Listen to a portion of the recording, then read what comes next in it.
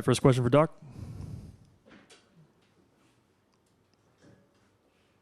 Anyone like to start us off? We'll go left side here.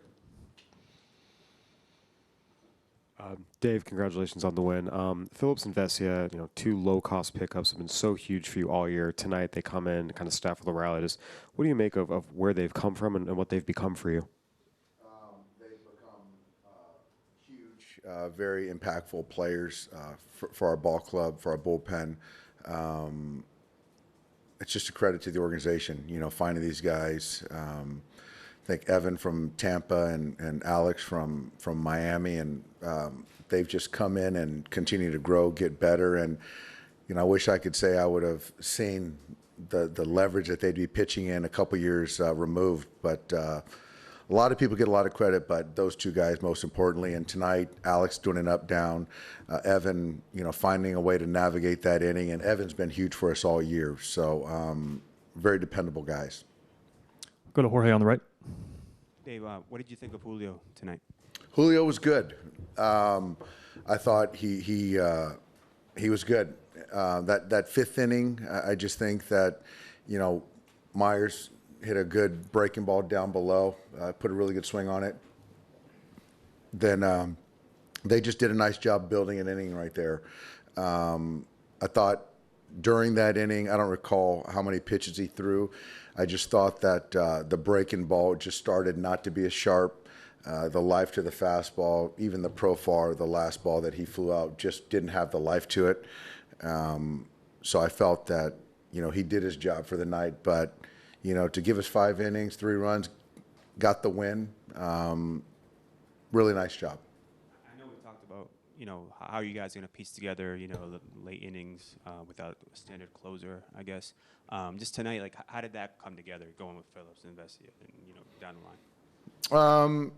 It just, just looking at the lineup and knowing who we have available, just kind of trying to piece together lanes for our guys. And, right there with, I could have sent Julio back out there to take down Soto, but I just felt that with Soto, the handedness doesn't matter as much. And he squared the ball up the at-bat prior, so I wanted to give Evan a clean inning, and I like that run right there. And I like the run for Alex and for Phillips, and then also, Gratterall coming in there just to get the out. I just felt that was good against Machado, and Martin did a really nice job right there.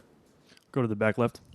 Yeah, Dave, I think it was something that Max said that some of the teams around the league have sort of that had layoffs, that had slow starts to some of these DSs. How important was it for you guys to sort of have that first inning like you did against Clevenger?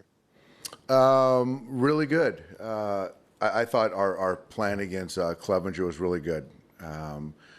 Hunting balls in the strike zone. I thought Trey did a fantastic job tonight of not chasing and getting him in the strike zone. And, when he got him in the strike zone, he put some really good swings together. I thought Will Smith did a really nice job tonight. And I thought Max took great at-bats. And so I thought we had a great plan versus Clev, and got to the pen early, which is great. You could see that they spun us a lot more once we got to the pen, and I think we might have had 1 or 2 base runners after that. So we've got to be prepared, for you tomorrow. There's going to be a lot of spin, and we got our work cut out tomorrow. Stay on the left side in the back row here. Could we see a completely different order of relievers depending on when the what the lineup dictates, or was there something about when you deployed the guys, specifically with Chris in the 9th inning? Did you like that? I loved it, but we certainly could see something completely different tomorrow.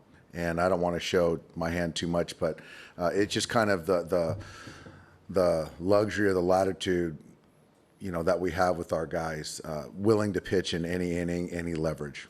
Go to the second row here. Dave, I'm wondering if there's anything that stood out to you about just the camaraderie of this year's bullpen group, or maybe how they've made each other better, like the way you've approached your pitching this offseason, that there's no one guy that stands out above the others. And I'm wondering if maybe they've come together. They have come together. They've come together really as a really good, solid group. And I think Josh Bard, our bullpen coach, deserves a lot of credit, challenging these guys for accountability and being unselfish. And being open to whatever, I ask of them. And so that's kind of really showed itself. And those guys pull for each other, and it's as good a group in the pen that I've seen, that we've had. Go to the back right. Hey, Dave. We're obviously asking a lot about the sort of variability and flexibility of how you use your bullpen. Is there something you do holistically to make sure everyone is prepared for that level of uncertainty, or is it just dependent on the group of guys? Like, can you create that kind of flexible culture in a bullpen? You know, I think we have created it. It's taken time. You know, even getting a guy like Chris Martin here in the middle of the season and not having a defined role for him, that's different. And this is a guy that's been around for quite some time. And even having Craig Kimbrell go to a reliever versus being a closer, having certain guys close and other guys might pitch in the fifth inning, that same guy might pitch in the fifth. So I think it's just the kind of the approach, the mindset of just being a good teammate. Like, when you get like a guy like Chris Martin here, how do you introduce that idea to him, or sort of coach him up to be ready for the way? I think it's just kind of the full disclosure, the transparent, honest conversation, saying this is what our expectations of you, and you get left, right out.